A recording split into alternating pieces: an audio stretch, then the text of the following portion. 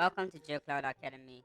If you're ready to dive into the amazing world of GIS, and the very first step is actually to get the software.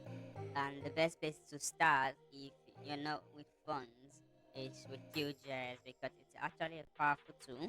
It's professional still and completely free for those of us that may not have funds to actually get into ArcGIS Pro. So in this video, I'm actually going to go through a walkthrough.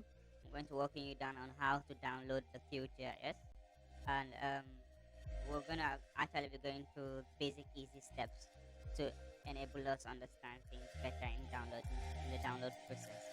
So let's get right on to it and let's talk. So once you've opened your browser, you just type in qgis.org. Once that loads up, we come to download. At this point, you see a donate page. Please feel free to donate to the cost of the open software. But if you're here for the download, just skip it and go to download. You scroll down to the offline installer.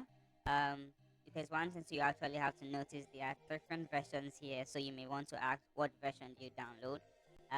The difference between the two versions we have here, the long term and the latest version, is the latest version has the newest features, but it might have few small bugs that may be need to be worked on. But the long-term release is slightly older, but it's actually more stable and more reliable.